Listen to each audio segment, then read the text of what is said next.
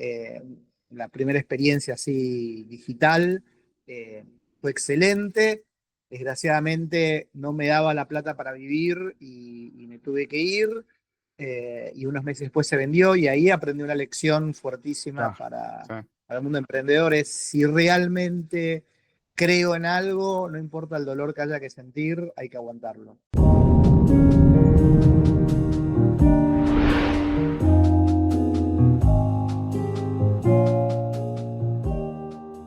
Buenas a todos, bienvenidos a otro episodio de Web Started Startup Sessions.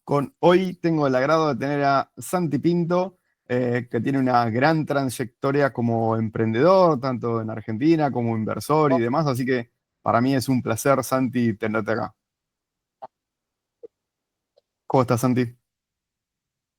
Muy bien, ¿cómo andás vos, Javi? Muchas gracias por invitarme. No, por favor, muy bien, muy bien. Y bueno, nada, justo ahora que estamos grabando esto, es fin de octubre del 2024. Fuimos a un evento casualmente ayer de ARCAP que estuvo muy bueno, así que nada, muy bien, con muchas ideas, muchas charlas, muchos networking. Así que bueno, empezando. Así que bueno, contanos un poquitito. Vamos a estar haciendo preguntas sobre quién es Santi Pinto, pero bueno, contanos así un pequeño resumen de quién es Santi Pinto y después vamos a ver cada una de las cositas que fuiste haciendo, porque en tu LinkedIn tengo que hacer scroll un montón, te digo, para ver todos los perfiles, roles y cosas que hiciste. Tiene que ver con mi pelo blanco eso. Pero genéricamente soy emprendedor desde muy chico. Siempre fui un mal empleado y alguien con su propia voz y tratando de probar cosas. Y ya en quinto año del colegio me puse en una empresa de limpieza de alfombras y esa fue mi primera experiencia emprendedora. Básicamente me basaba en que hablaba mejor que los que limpiaban alfombras y a las Mira, madres de dinero les caía bien. sí, Pero después era pésimo trabajador y eso no funcionó. A los 20 y pico creé una empresa de marketing promocional y durante la época de las AFJP eh, creaba, creaba grupos para ayudar a las empresas, en especial a la del Banco City, me olvidé el nombre ahora, para afiliar empleados. Entonces mapeábamos lugares donde podían ir a afiliar, alquilábamos camionetas, laptops en esa época, estoy hablando del 93, 94, ponele, eh, para, para, sí. para afiliar gente. Y bueno, no, más que un contratista, era una mano armada de la FJP. Y allá por el 96, 97 tenía un jefe que me decía que Internet iba a cambiar el mundo y Ajá, a partir de esa época empecé a emprender. Primero, en algún momento, me asocié a Gonza Arzuaga en Gauchonet. Eh, la primera experiencia así digital eh, fue excelente. Desgraciadamente no me daba la plata para vivir y me tuve que ir. Y unos meses después se vendió y ahí aprendí una lección fuertísima claro, sí, para el mundo emprendedor. Es si realmente creo en algo, no importa el dolor que haya que sentir, hay que aguantarlo. sí. Eh, Así que esa fue una experiencia que podría haber terminado mejor, pero creo que me forjó como emprendedor. Y más adelante estaba estudiando un máster y había una compañera que quería crear una empresa que era Vanessa Kolotsiek, y con ella y otro grupo de gente que no nos conocíamos creamos Boomerang. Ujú. Exactamente eso empezó en agosto del 99, a donde Argentina efervescía de proyectos de Internet.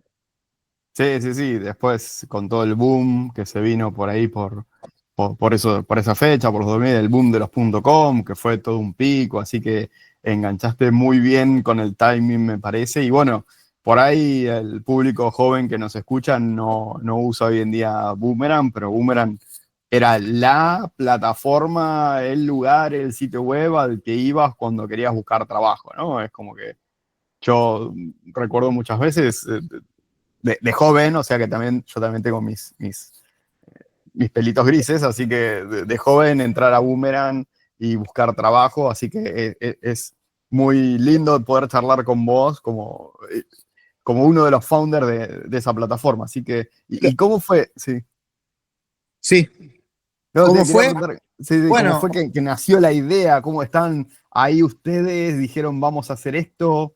hicimos un trabajo, diría casi de consultoría, pensando qué tenía sentido digitalmente en esa época. En esa época se mandaban currículums vía carta, vía papel a las empresas. Claro, El domingo Clarín publicaba avisos, la gente mandaba la carta y una semana después por ahí estaban respondiendo.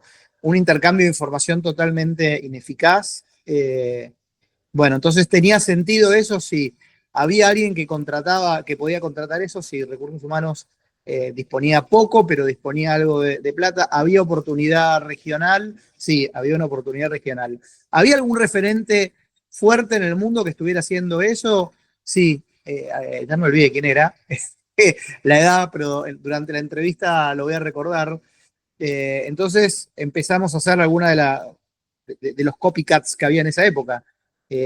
Pero nacimos, y algo de lo curioso y lo que pasaba en esa época, nacimos para ser las primeras pymes regionales o ujú, regionales. O sea, no existió hasta esa época alguien que crea una compañía para ser regional desde la incepción, desde el inception.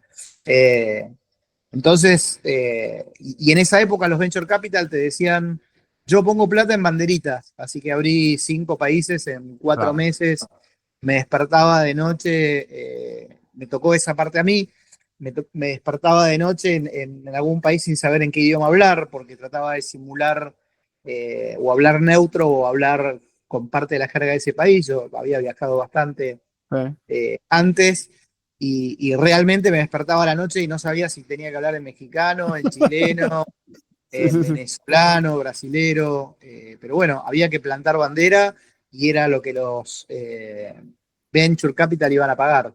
Así que fue muy loco y en esa época, en el boom de las .com, se llenaba de estas empresas por todos lados, pero nosotros no habíamos levantado mucha plata, habíamos levantado al principio $50.000, o sea, yo durante 5 meses trabajé 7 días a la semana, entre 12 y 15 horas por día sin cobrar.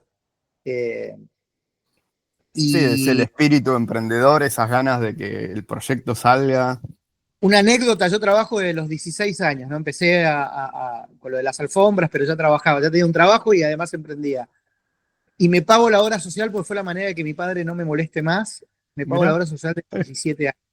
En esa época dejé de pagar la obra social porque me estaba quedando sin plata directamente, hasta no levantar una ronda más grande, y terminé en el Rivadavia por el estrés que tenía con un cálculo en el riñón, haciendo pis en una jeringa. Decía, no puedo creer que llegué a esto.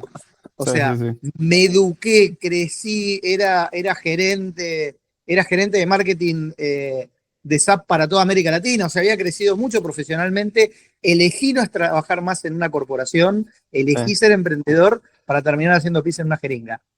Hice todo sí. mal. Bueno, Eh, pero después cambió. Sí, sí, sí. bueno, pero son esas cosas que pasan y que uno podría haber tirado la toalla y que la verdad no, dije, bueno, es parte del costo. Eh, y era muy gracioso porque parte de esta anécdota era, estaba en México, en esa época había unas ferias que se llamaban Internet World, estaba hace 20 días, no me podía volver a Argentina porque no teníamos plata para ir y volver Uy, sí, sí. frecuentemente. Entonces era, Santi, te vas a México, plantás la bandera y no volvés a tener que tener la sociedad, Claro, oficina, 2 personas, entonces era ir, no había oficinas de alquiler como acá temporarias. Tenías que claro. ir y Sí, decir que eras un argentino, que necesitabas una oficina y sí, por sí, poco te, sí. te trataban de ladrón, mentiroso. Ah, Bueno, vencer todo eso, contratar a alguien, poder traer algo, tener un abogado, tener un contador. Y estaba en esa feria de Internet World, estaba hace 20 días, ya había sufrido la venganza de Moctezuma. La venganza de Moctezuma es cuando estás en México y tocas el agua local, hay una bacteria que nosotros no tenemos defensa y que si te agarra todos tus agujeros quieren secretar líquido al mismo tiempo. Se llama la venganza Moctezuma porque literalmente terminé en el suelo casi desmayado de la Uy, cantidad de uy. líquido que estaba perdiendo.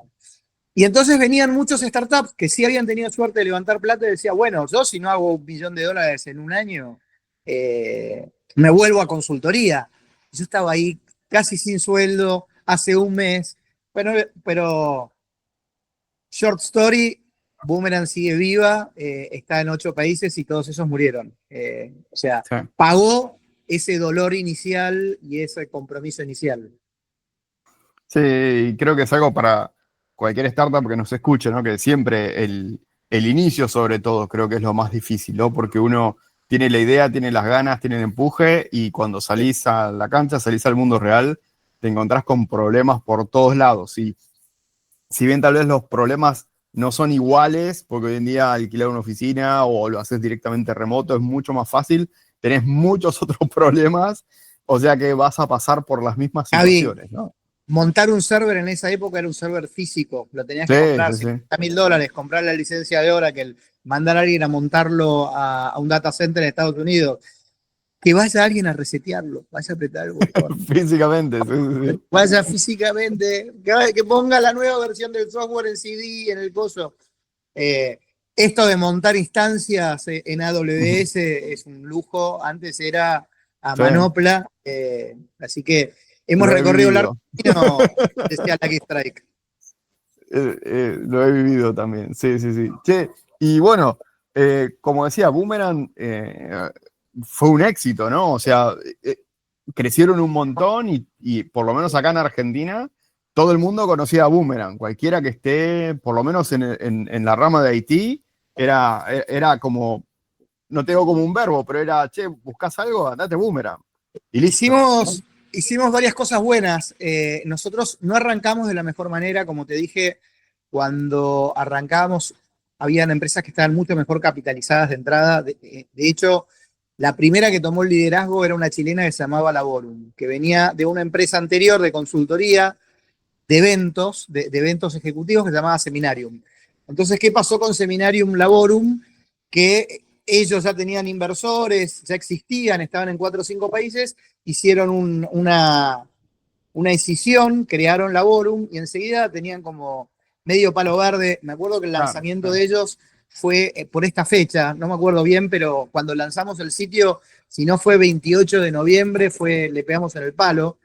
Y Laborum lanzó al mismo tiempo con nosotros, pero con doble página en Nación y Clarín y en eh, Claro, sí, sí. Colombia, Venezuela y México. Y nosotros decíamos, estamos muertos, listo, vamos. No sé Claro. cómo lo vamos a hacer. Y entonces hicimos una estrategia diferente. Ellos decían, si no te das trabajo, poné tu currículum. Y nosotros decíamos, en realidad el tipo que va a seleccionar no quiere desempleados, sino quiere talentos ocultos, quiere gente buena. Entonces, nosotros sí nos abroquelamos fuerte en las universidades y dijimos, vamos a las universidades, vamos a enseñarles cómo buscar trabajo, vamos a crearles mini sitios a las universidades para que coloquen a sus alumnos y tuvimos una narrativa diferente que era, nosotros conseguimos talentos, no conseguimos gente desempleada. Desempleados hay miles, talentos hay pocos. Tratamos Sí, de generar valor desde lo discursivo y funcionó. Años después compramos Laborum. Mira, no tenía ese detalle, mira, muy En bien. Sí, sí. Chile y compramos Zona Jobs, que era de la Nación en Sí, Argentina. Nosotros, naturalmente, en algún momento tratamos de hacer alguna alianza con los diarios y los diarios que no son nativos digitales. Siempre digo que nadie es buen caníbal de sí mismo. Entonces, queremos lanzar una versión digital, pero necesito las receptorías porque está Claudio, que trabaja conmigo hace 50 años y toma los avisos, no puedo rajarlo. Cuando vos sos puro algo, sos mucho más drástico. Y bueno, terminamos comprándole Zona Jobs a la Nación porque éramos 100% digitales, totalmente disruptivos. En cambio, ellos eran, ¿puedo decir una guarangada? después le No. ponemos un beep o algo. Bueno, los sudafricanos dicen que los ingleses tienen salty balls, bolas saladas, porque tienen un pie en Sudáfrica y uno en Inglaterra y no terminan siendo de nada. Sí. Y esto es algo parecido, ¿no? Cuando vos querés hacer la transición, yo me imagino a alguien que quiere empezar a usar la inteligencia artificial, pero la usa modestamente, porque bueno, mi gente es interesante y esto, y no se anima, no digo a cambiar, yo no creo que inteligencia artificial va a cambiar todo, pero sí que la tenés que meter en todo y que te ayude a poquito en todo. Entonces creo que va a ser algo parecido. Al tipo dice, bueno, está bien, veo si le pongo una cuenta a uno, a otro, sin parte de una estrategia global de cómo atacar esto, bueno, tenés más chance de fracasar y que venga alguien puro de eso y que te lleve por delante. Sí. Y no me quería quedar sin acotar que qué temprano que arrancaste con el Venture Capital, ¿no? Porque en ese año, en los fines de los 90, principios de los 2000, si bien había empresas que invertían, el Venture Capital acá no era ni una palabra muy conocida, ¿no? Qué bueno que arrancaste temprano con todo eso. En esa época había poco material en internet, entonces ibas a una reunión y te decían, bueno, te mando los términos para que estudien y haremos el due diligence, y vos tenías que Claro. anotarte la palabra, ir al ¿Qué diccionario y me decir, quiso decir? Sí, sí, sí. ¿qué me quiso decir? Me pongo, tengo miedo que me haga algo, Ujú. algo físico. ¿Cuándo viene el médico? Claro. Claro, sí, sí. No, o sea, había poco. Los que tuvimos suerte de que algunos de los fundadores habían venido de Estados Unidos teníamos más acceso, pero la gran Mm, mayoría no tenía acceso a todo esto. claro. Lo mismo cuando uno trataba de planificar una holding y todo esto, a mí me pasaba que le contaba a amigos míos cuál era mi problema como fundador, ¿no? Ellos me decían, mi problema es que no me subieron el bono, bueno, mi problema es que mi tax planning no está funcionando, y por ahí al siguiente asado, un amigo mío, me acuerdo, una vez dijo, a mí me dice, bueno, no importa, dice, no, Santi es un experto en evasión de impuestos. Le digo, no entendiste nada, no se trata de evadir, se trata de alocar el capital y la propiedad en el lugar donde puedas tomar decisiones y puedas distribuirlo mejor. Claro. Si yo dejo que cada agencia tributaria de los países me taxe como se le canta, fundimos. Sí, sí. Hubieran desaparecido casi todas las empresas de tecnología argentina del último gobierno. Sí, sí, sí, sí. Muy bien. Te quería hacer una pregunta en cuanto a Boomerang, antes de por ahí Sí. movernos un poquitito de tema, pero justamente arrancaste diciendo que empezaron con poco dinero, que tu competencia tenía un montón más, que hizo un montón de publicidad y años después los terminaron comprando. Me gustaría saber en qué momento te diste cuenta que estabas del otro lado, ¿no? Porque creo que hay un punto en donde decís, pucha, pará, pero ya no soy el que era. Y ahora, por ahí no fue el mismo momento, pero estar para comprar tu competencia, estás del otro lado, ¿no? ¿En qué momento, cómo fue ese momento donde te diste cuenta que ya no eras ese proyectito chiquitito, que tenías que hacer un montón de esfuerzo y te diste cuenta que no, pará, ahora estamos instituidos, somos grandes y hasta podemos cambiar a la competencia, ¿no? Bueno, yo al principio dije que fuimos de las primeras multinacionales. Logramos mantenerlos multinacionales. Y ya sabíamos que eso tenía valor. El efecto red era importante. Eh, en algún momento lo tuvimos a Telefónica, vía Terra. Terra era su brazo digital como inversor. Recuerdo. Después salieron, hicimos un management buyout. Bueno, sucedieron cosas. Una vez que sale Terra, cuando nosotros íbamos siendo una pyme y teníamos que reportar a una compañía pública. Y entonces me decían, bueno, cantidad de facturación por empleado no sé, de recursos humanos. Tengo uno y se llama Carlos. ¿Cómo querés que lo divida? O sea, meterte dentro de una matriz enorme, cuando vos sos una cosita chiquitita, era una cantidad de generación de información totalmente inútil, procesos para pedir autorizaciones, para atacar los nuevos mercados, para crear una marca, todo era un problema. Todo era, nosotros íbamos corriendo y teníamos que ir a un consejo a preguntar todo el tiempo. Una vez que salen ellos y quedamos de vuelta a un grupo emprendedor, nos dedicamos a bajar costos, a hacer la compañía rentable a full. Una vez que sos rentable, empieza el juego. Empezás a elegir. Y sabés que ahí tenés valor. Porque, en definitiva, cualquiera que me venga a ver, no tengo ningún apuro. Y total, no pierdo plata por mes. Y sigo teniendo un efecto red. Quizás podría ser 5 veces más grande. Sí. pero ya la supervivencia no está comprometida y tengo recursos que genero y por ser toda esa red expandida cada vez que tengo algún acierto y lo puedo volcar, empiezo a generar cada vez crecimientos más rápidos. Entonces ahí nos dimos cuenta que teníamos valor y ahí empezaron a aparecer fondos como Tiger, que en definitiva fue el que hizo mi salida, que necesitaban proyectos regionales de valor en rubros como clasificados que tuvieran capacidad de seguir creciendo. Bien, muy bien. Bueno, excelente, qué buena historia, ¿no? Y bueno. Pero para eso pasaron años para que cada posting, porque finalmente cuando pudo arrancar era P por Q. ¿Cuántos posteos podía venir? Claro. Al principio, ¿cuántos avisos ponían? No ponían demasiados. Bueno, después cuando se dieron cuenta las empresas que era el método de reclutamiento, ahí empezó el P por Q. Pero antes no tenía P por Q. Entonces creamos en algún momento una consultora de recursos humanos, hacíamos procesos de enseñar a la gente cómo buscar laburo. Bueno, durante algún tiempo tuvimos que buscar maneras para poder pagar los gastos, pero una vez que lo logramos y que podemos empezar con el P por Q, ahí empezó el crecimiento más exponencial. Bien, buenísimo. Bueno, y después de Boomerang también, como decía, en tu LinkedIn tenemos un montón de cosas. ¿Por qué querés que sigamos? Porque tenemos ahí otras empresas, media, sí. Cuando salgo de Boomerang me di cuenta que no podía trabajar nunca más para nadie. Y sí, Te digo, ¿y qué hago ahora? ¿De qué voy a vivir? Más allá de que haya tenido un éxito. Y entonces ahí empecé a aprender, porque soy bastante curioso, qué era lo de Business Angel. Hice un curso de Business Angel. ¿En qué año fue esto más o menos? 2007.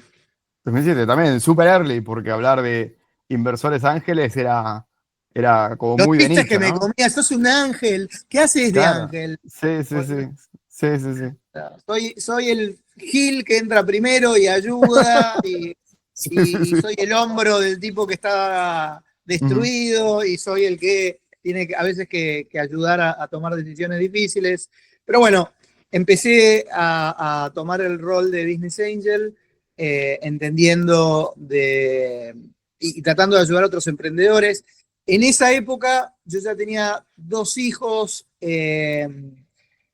y entendía que 2 hijos muy chicos, en el 2007 nació de hecho mi segundo hijo, y trataba de tener más tiempo porque interpretaba que hasta los 3 años mi impacto en mis hijos podía ser determinante para el resto de la vida. Después me di cuenta que también pasaba a los 6, pasaba a los 10 y ahora son adolescentes y sigo tan importante para ellos. Pero bueno, entonces dije, no quiero ponerme a trabajar como loco, pero de cualquier manera invertí como Business Angel en Smotion. Smotion era una AdTech que luchábamos por espacios contra Google AdSense.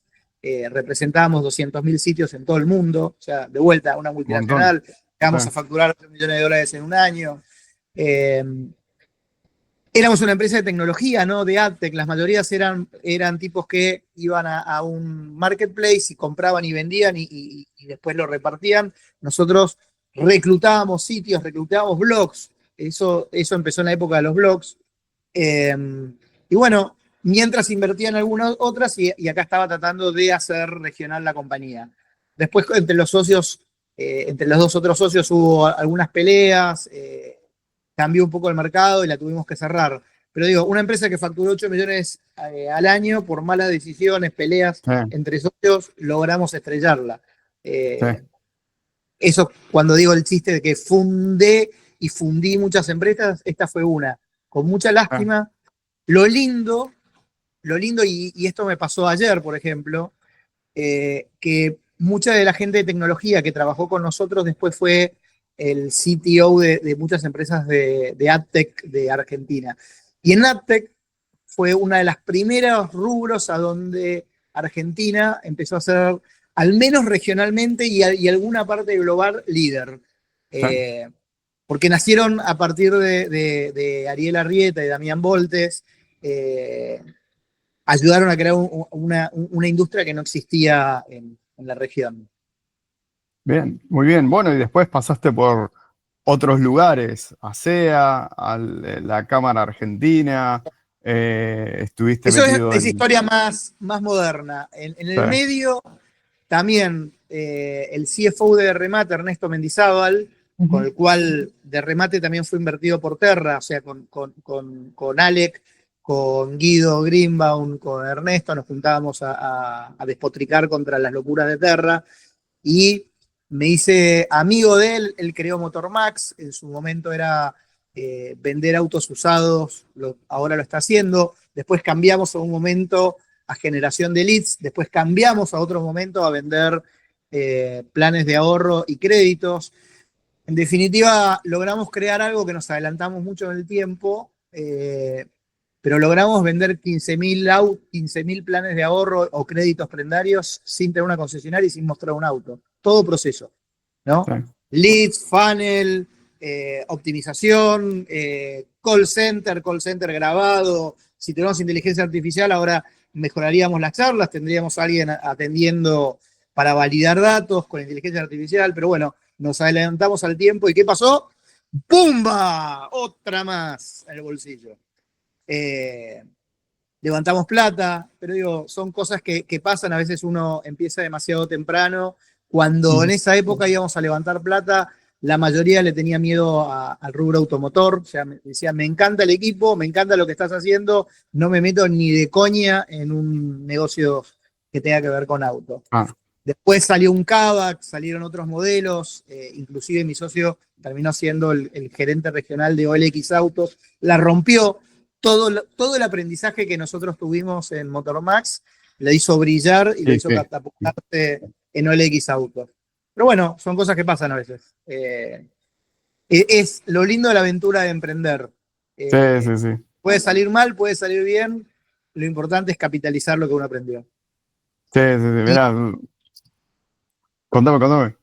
no, y te interrumpí, pero me preguntaste por dos cosas que ayudé a fundar. Sí, en ese momento se creó ASEA, Facu Garretón lo trae desde Chile. En Chile, Ale Suet, creo, o Suet de apellido, no me acuerdo el nombre, había creado la Asociación Chilena de Emprendedores, trae Sí. ASEA Argentina. Eh, Fui uno de los primeros que estuve ahí, de hecho me encargué de tratar de llevar ASEA a todas las municipalidades de zona norte. Entonces me junté con Vicente López, San Isidro, San Fernando, Tigre. Creé en la UTN de Pacheco la primera centro de emprendedores de la UTN. La mayor fábrica de ingenieros de Argentina no tiene centro de emprendedores. Sí, Crean, crean sí, empleados, no se puede creer. A sí, pesar de que sí. salen muchos emprendedores de ahí, pero no hay una visión todavía. Bueno, todo eso tuvo que ver con la SEA Bien. y en parte por eso y en parte por la amistad con Ale Estrada, que en paz descanse, gran líder que se nos murió hace unos años. Él creó la Cámara FinTech y como nosotros vendíamos créditos prendarios y de alguna manera ayudamos a financiar autos, participamos con Ernesto, también somos socios fundadores de la Cámara. Ayer fue el aniversario, 7 años, y lo Ah, estamos. mira, sí. Y hoy hablas del mundo fintech. Antes yo decía fintech y te decían, ¿qué es esa palabra Sí, sí, rara? sí. Sí, Y hoy los bancos escuchan fintech y se ponen blancos. sí, sí, sí, sí. Los tiempos cambiaron un montón. Sí, Sí. sí, sí. No, te quería comentar, me hiciste volver para atrás con lo de remate. Me acuerdo la época donde competían de remate y mercado y con las publicidades y demás.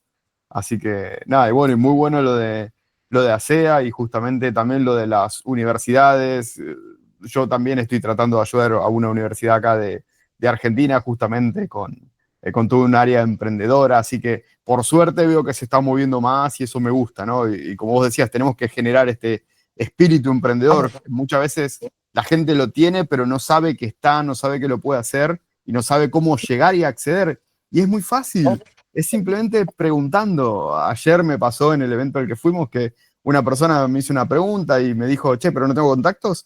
Y ya en la misma reunión de ayer lo contacté con 4 personas clave en la misma reunión. Entonces, es esto, ¿no? De meterse y simplemente tener ese espíritu, esas ganas y sacarse ese miedo, ese bloqueo y las cosas van a fluir. Eso es lo que pienso yo. Se aprende a emprender emprendiendo. Y se aprende a emprender relacionándose, solo no se puede hacer nada. Exactamente. Me pasa en reuniones como ayer que hay un momento donde se me llena el buffer y no puedo reconocer a gente que sé quién es, pero en ese momento te encuentro a vos y no me sale que sos Javier. O sea, sé quién sos, sé de dónde te conozco, pero no tengo una lista de 100.000 personas del mundo de tecnología. Bueno, ayer fue uno de esos días a donde estuve trabado la mitad del día con gente que me decía, Santi, yo, ¿cómo andás? Sí, sí, sí, sí. Pero Ojalá que la tecnología de la AI, creo que ahí nos tiene que ayudar, ¿no? Porque los pines que salieron hace poco fueron un fiasco. Tienen que salir tecnología nueva para decir, este es tal. ya nos va a ayudar. Mirá, del principio, sí quería, lo voy a contar el viernes en la Bitcoin, pero cuando empezamos Boomerang, cuando empezó de remate, cuando empezó Mercado Libre, la narrativa en ese momento era que Internet iba a cambiar todo. Pasaron 3 o 4 años, explotó la burbuja.com y la verdad que Internet había cambiado poco. Había cambiado poco en las expectativas que habían y a la velocidad que uno pensaba que iba a cambiar. Claro. El mundo cambió copernicanamente gracias a Internet. O sea, es impensable un mundo sin Internet. Entonces se cumplió en un largo plazo, en plazos diferentes de los que un humano hubiera esperado. Y esto viene pasando, lo mismo de haber pasado con Web3 y cripto. Cripto iba a cambiar el mundo. Bueno, lo tenés hoy a Trump diciendo que va a pagar la deuda de Estados Unidos con Bitcoin. Y así podés ir empezando a ver cómo muchas tecnologías que parecían que iban a ser determinantes en el corto plazo necesitan un tiempo de maduración, de implementación, de adopción, y después terminan impactando de una manera impensada. Sí, sí. Bueno, también pasaste por Endeavor, NXTP, antes de llegar a lo más nuevo, ¿no? ¿Qué me puedes contar de esa época? Bueno, Endeavor es como graduarte de emprendedor y el honoris causa es hacer un IPO, ¿no? Pero ahora Endeavor es más difícil. Yo me presenté en el 2000, me había presentado el 2009, en el 2000 con Boomerang y me dejaron afuera por exceso de .com. Decían, si no vamos a hacer, ya había entrado Marcos Galperín, había entrado Wences Casal, Sí, sí. Sí. había entrado Santi Bilinkis, había entrado 3 o 4, había una impronta muy fuerte de .com, que dijeron afuera. Nos presentamos, fue la primera vez que se hacía Endeavor. Es una organización sin fines de lucro que ayuda a emprendedores de alto potencial a desarrollarse exponencialmente. Al principio eran países en desarrollo, ahora ya tienen oficinas en países del primer mundo, pues se dieron cuenta del impacto que generaba. Y esos son 2 paneles, un panel nacional, que es complejo llegar ahí, te entrevistan tipos de mucha experiencia, y después un panel internacional. Mi panel internacional fue en Silicon Valley, con inversores de afuera, o sea, en inglés, lo estaba filmando la BBC y con tipos Uy, que uy, te uy. decían, nada creado de tecnología debajo del Río Grande puede tener éxito. Bueno, Sí, sí, sí. logramos pasar, gracias a Wences Casares, que también nos dio una mano, era un jurado de los 9 que te tocaban, y pasamos. Y eso de alguna manera te da un sello de calidad, visión y demás. Y después me preguntaste por algo más. Me dijiste Endeavor Endeavor y NXTP. y NXTP. Bueno, con NXTP fui mentor de proyectos, de la misma manera que soy en Utopia. O sea, la mejor manera de ayudar al ecosistema y de conocer a gente que va a cambiar el mundo es participar y donar tiempo, y lo hago desinteresadamente en un montón de lugares. A veces eso redunda en que por ahí termine siendo business angel de alguno y aumenta mis posibilidades de perder plata Sí, sí, sí. o No, también de vivir unos viajes increíbles. La realidad, ayer le decía a mi mujer a la noche, eh, muchos de los que nacieron, que son emprendedores en Endeavor conmigo o que estaban ayer, son los empresarios más importantes del mundo y hace 20 años estábamos escribiendo los primeros trazos Claro. de emprender multinacionales en Sí, Argentina.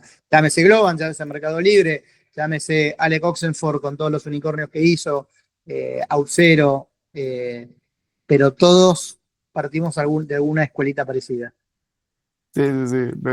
Estaba pensando, sabes que tenemos varias similitudes, porque yo también estoy como mentor, no en Endeavor o en XTP, pero me he sumado como mentor de varios lugares, en Founder Bien, Institute. 500 Startups. Sí, sí, 500, en Draper, en Acelera Latam, y justamente es por esto, ¿no? Es colaborar, dedicándole media hora, una hora, lo que sea, a alguna startup, escuchar el problema, tratar de ayudar en lo que pueda, y mucho de esto es networking, ¿no? Y yo también he terminado invirtiendo en más de una en el área local justamente por esto, ¿no? Porque necesitas ayuda, está bueno el proyecto, ves el equipo, que eran mis próximas preguntas dentro de unos minutos, pero ya que voy, me muevo a la parte de inversor ángel, ¿no? ¿Qué es lo que estás mirando hoy en día de esas empresas que vienen y te hacen un pitch o te plantean un problema o que quieren charlar con vos? ¿En qué momento decís, no, bueno, sé que son un montón de cosas, ¿no? Y es difícil por ahí comentarlo de forma rápida, pero contame tu experiencia en las que invertiste, qué fue lo que te gustó.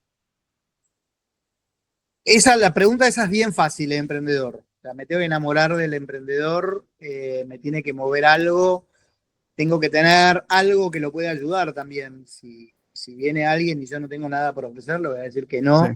Eh, si no tenemos sintonía por A, B o C, que puede suceder, no. Eh, Después, tiene que ser algo que me interese aprender. Eh, una pequeña anécdota. En el 2021 mi hijo estaba cursando en una facultad privada, le estaban preguntando sobre todos los sismos, ¿no? Comunismo, quería hacer un sí. paralelismo entre fascismo, comunismo, capitalismo. Y la verdad no anotaba, me preguntaba y no anotaba. Me harté, le dije, dame la pregunta, y el 2021 yo ya sabía de ChatGPT, la metí, sacó 9. Digo, pero yo soy tipo grande. Lo que pasa es que estar cerca de los emprendedores me acerca, me desafía, me obligan, me hablan. Vos me contaste de Michelle. Y Michelle todo el tiempo me interpela porque viene, me dice, estoy haciendo este onboarding de todo. Y a veces las primeras charlas no sé de qué está hablando. Si está hablando en ruso o está hablando Sí, sí, en qué. Entonces, bueno, me obliga a esforzarme, a meter, a hacer un doble sí. clic y eso también me mantiene informado y además puedo hacer el efecto network, porque también sé que me ibas a preguntar como board member. Bueno, entonces después voy a todas las compañías que soy board member o que soy advisory o que soy algo y le digo, sí, contame dónde metiste algún proceso de inteligencia artificial. No, lo que pasa es que, bueno, vamos a solucionar esto. Sí, Entonces empezás a ser un tipo que hace cross y que te mantiene entretenido, que tenés al menos, no sé si respuestas, pero muchas preguntas. sí. Y bueno, a mí todo eso me gusta. Y yo soy un fanático de pensar que si nosotros pensamos que 5 años de la universidad es todo el estudio que le íbamos a meter después de la secundaria para vivir casi 100 años, estamos condenados a ser obsoletos. Entonces yo dedico mucho tiempo, dedico horas de mi día, horas, al menos una hora diaria a estudiar algo. Sí, Ahora con sí. ChatGPT tengo un secretario que me deglute libros, pero bueno, pero me obligo a hacerlo. Sí, sí, recuerdo que una vez habrá sido un añito atrás, me recomendaste un libro que lo terminé leyendo, así que me encantó, no lo había leído, así que, ¿te acordás cuál era? Juan, Sí, exactamente, así que, emprendedores, el que no lo ujú. lee se va a marzo. Exactamente, así que sí, y yo hago lo mismo con ChatGPT, muchas veces, es más, a veces lo hago hasta en reuniones de familia, donde ponemos la versión hablada de ChatGPT y le hacemos alguna pregunta en particular, y no sé, el último libro creo que resumimos fueron Los Cuatro Acuerdos, que tenía cosas muy interesantes para poner en cuanto a la persona y demás, y después le preguntás libro referido, y la verdad que es muy bueno a lo que hemos llegado, ¿no? Y comparado con el principio de la charla, donde me hablabas en el 99, donde tenías que escribir HTML con JavaScript porque no había ningún framework, no sé si estaba jQuery ya por aquel momento, sí creo que ya estaba, pero no había ningún framework ni siquiera para escribir, y hoy en día prácticamente tenés un asistente, como vos decís, que le decís, che, quiero esto, y bueno, No no, code. exactamente, sí, sí, sí, sí, sí, sí. Así que bueno, me la mencionaste a Michelle también, así que nosotros ya la tuvimos a Michelle como invitada, ya pasó por este podcast, así que un saludo para ella, pero bueno, contame, ¿qué es lo que viste en Parsed? ¿Qué fue lo que te gustó? Michelle te enciende con su mirada directamente. Y es eso. Es una chica que se jugó el todo por el todo, que el padre le dice, deja de tratar de emprender, que ella, nada, tiene una visión clarísima de cómo puede ayudar a organizaciones usando inteligencia artificial. Bueno, entonces ella sabe el cómo y yo la ayudo o trato de ayudarla con el a quién, el para qué. O sea, le trato de ayudar a responder otras preguntas. Pero si yo te cuento la historia de Michelle, todo da para que no funcione. Y bueno, eso es lo lindo, cuando ves a alguien con el potencial que tiene ella, con las ganas, con esa desparpajo que tiene de ir y sentarse en Draper y después ir a otro lugar. Eh, entonces, qué mejor que tratar de ser la rueda de auxilio de alguien, de un alma tan linda como ella.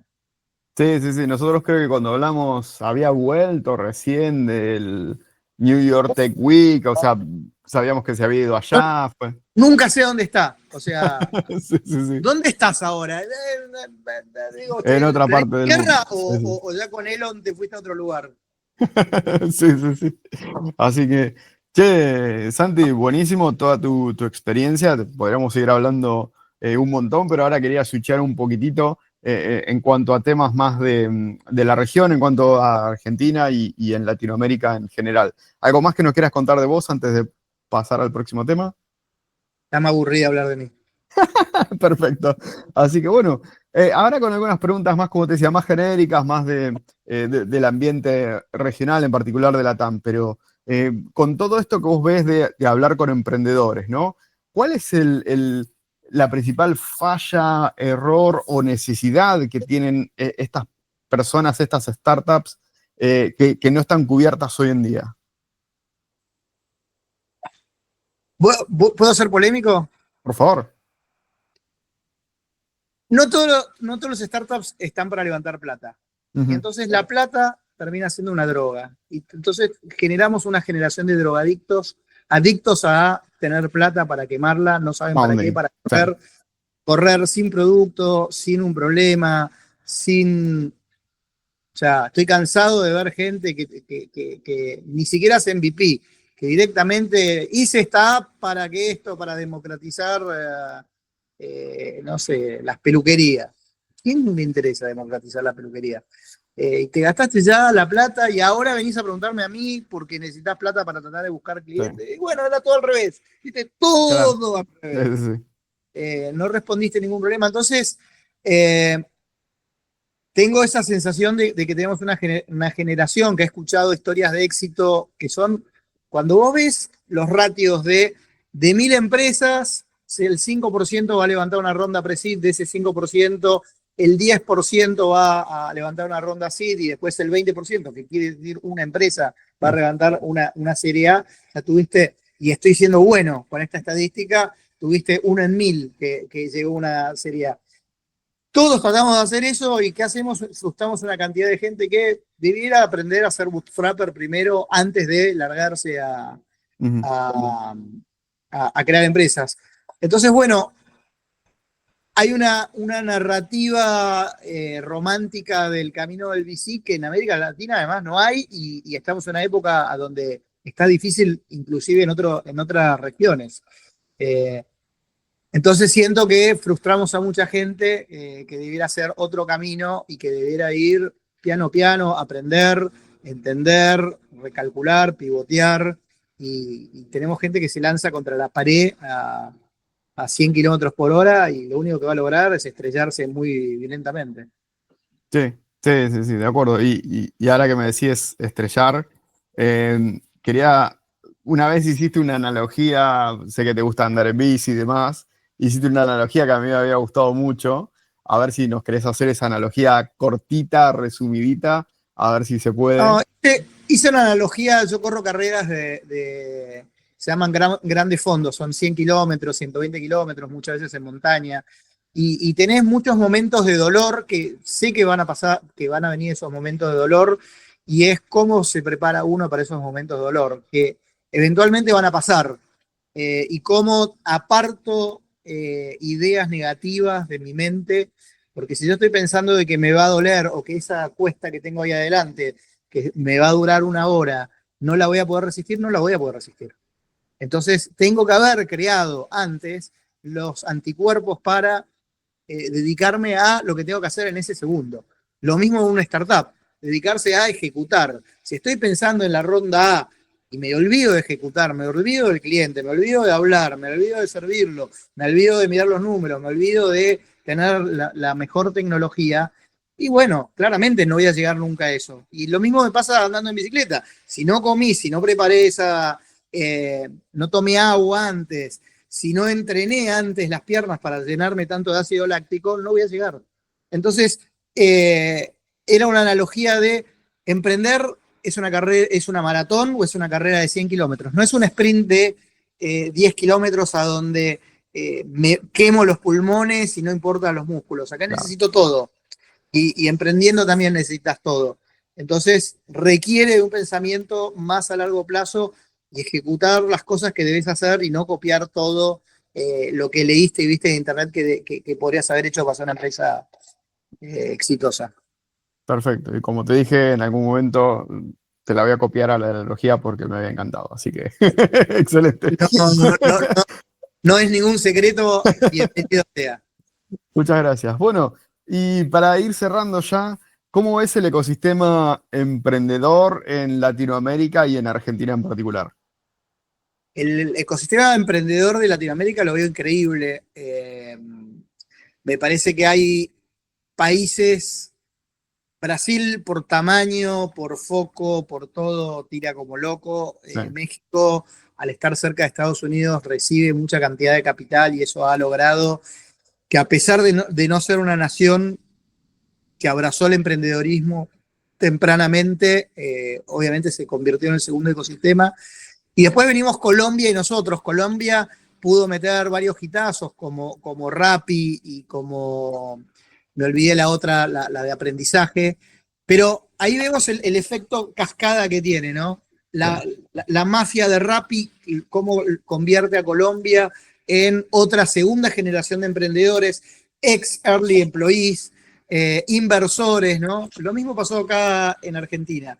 Hubo una primera generación, los viejos verdes de .com, que los que pudimos tener algún ingreso extra, los volcamos de vuelta y creaste una segunda generación, y esa segunda generación llegó a Auth0, los de ahí crearon una tercera generación y pudimos decir que en Web3 Argentina tiene alguna chance en el mundo, en inteligencia artificial tenemos alguna chance en el mundo y en otras tecnologías también. De un país que nuestras exportaciones en este momento están en el lugar más bajo de la historia. ¿Sí? Argentina en algún momento representaba el 2% de las exportaciones del mundo y actualmente creo que somos el 0 algo, 0,5. O sea, por tamaño, al ser el octavo país del mundo, deberíamos ser sí. mucho más grandes. Por población deberíamos ser más grandes. Por el índice que quieras, deberíamos ser más grandes. Bueno, estar lejos con la tecnología en Argentina y en América Latina en este momento no es un castigo. Y con el mundo entrando en guerra, probablemente, o con conflictos, o con cosas poco claras, nosotros estamos en una región a donde no tenemos problemas religiosos, no tenemos problemas raciales, no tenemos problemas intestinos de guerra. O sea, tenemos muchas cosas y una población relativamente joven en la mayoría de los países que debiera tender, si fuéramos inteligentes, si tuviéramos las políticas adecuadas, a poder generar mucho valor y a poder desbordar parte de esa energía en otros mercados y posicionarnos. parte de esto lo vemos. Mercado Libre, una empresa de tecnología, es la empresa más valiosa de América Latina. No es Petrobras, no es ninguna empresa de recursos naturales, es una empresa de tecnología. Y lo es a nivel mundial de las empresas más importantes. Ayer veíamos Auth0 y a Guillermo Rauch hablar de cómo impactaban en cosas gigantes. Entonces, creo que tenemos una oportunidad. Si nosotros seguimos vendiendo carne, siempre tenemos el costo de el flete, estamos lejos. Bueno, hoy lejos no es un problema y creo que tenemos una gran oportunidad y se está viendo. No podría estar más de acuerdo. Excelente, Santi. ¿Algo para el 2024 que ya se nos acaba, 2025, para el futuro que nos quieras contar? A mí muchas veces la gente que no entiende qué es lo que hago, mucha gente no entiende lo que hago, piensan que soy narco porque trabajo desde mi casa y hago casi prácticamente lo que quiero todos los días, que es muchas veces esto, es poder pensar que el futuro que viene es mucho mejor, que vamos hacia una época de abundancia en muchos sentidos. Solo tenemos que tratar de no cagarla en el medio, de no poner restricciones, de no pasarnos, de no tener excesos. Y parte de esto yo me baso en que mucha gente que he ayudado en el pasado lo veo que hace cosas fantásticas, entonces no veo por qué eso no vaya a suceder en el futuro y quiero ser parte de ellos y estar cerca de todas esas personas que me deslumbran. Ayer me di un abrazo grande con un ex socio mío y me encantó que los dos nos dijimos, loco, yo le decía, te admiro porque llegaste mucho más lejos que yo, y él me decía, bueno, pero vos me llevaste de la mano porque fuiste uno de mis mentores. Se trata de eso. Vamos a ayudar, yo te doy la mano, te llevo allá, el otro me da la mano y me lleva allá. Bueno, los invito a que hagamos todos eso. Sí, excelente. Bueno. Como lo hicimos con vos, perdón. Yo te conocí a vos hace 2 Endeavor, que te querías meter en este mundo, y ahora sos una persona totalmente reconocida, inversor, mentor y demás. Ese es el efecto Leverage que logramos con todo esto. En pocas industrias se da. Sí, y bueno, gracias como siempre, Santi. Para contactarte, ¿cómo te puede contactar la gente? Santi Pin o Santi Pinto, cualquiera de esas acepciones está en LinkedIn, en Twitter. No soy difícil de encontrar. Excelente. Bueno, buenísimo, Santi, encantadísimo de charlar. Otra vez, muchísimas gracias, me encantó la charla. Un honor y me acuerdo que casi te desafié a que me invites y gracias y acá estamos. por haberlo hecho. Así que no, gracias a vos por todos tus consejos, por abrirte, por contar tus historias y sobre todo las reflexiones finales me encantaron. Así que muchísimas gracias, Santi. Un gran abrazo. El futuro nos espera. Los veo allá. Exactamente. Saludos.